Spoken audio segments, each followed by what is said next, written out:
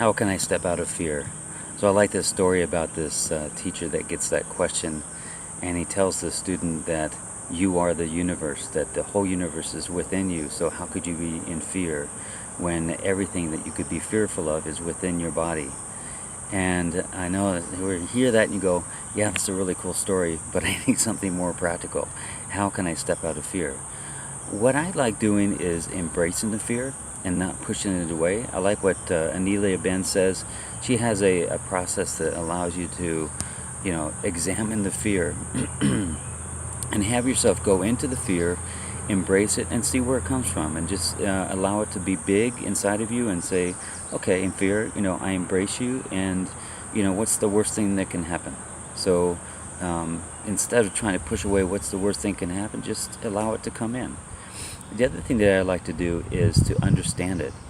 I find that when I understand my reactions and my emotions, I feel so much more empowered and in control of my life.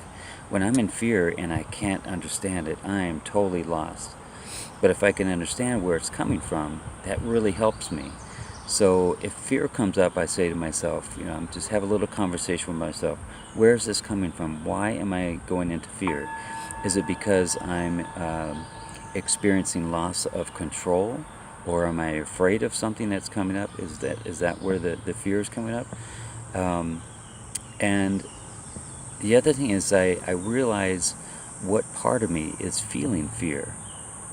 And if you really narrow it down, the part of you that's feeling fear is your ego identity. And that's a very small part of you. It's a very small aspect of who you really are.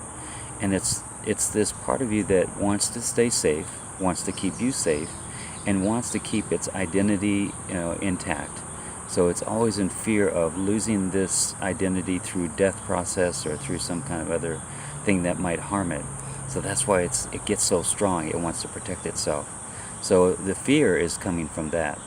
Your great I am presence, the one that is eternal and infinite, doesn't have fear. So if I look at it that way, that this fear is coming from a very small aspect of myself, I say, okay, it's like that little child inside me. I say, okay, I totally understand this, but just know that I'm in charge and I've got this. So I love you, and if I could give you a hug, I would, but there's more to me than just you trying to, guide the way. And really, I want to tell you, ego identity, it's not your job to make decisions for me or to guide my path. Your job is to just give me an identity to make myself look separate from this next person. That's how I feel about it. So it helps me to find out that the fear is coming from that part of myself, and then I go, okay, I totally understand that. All right.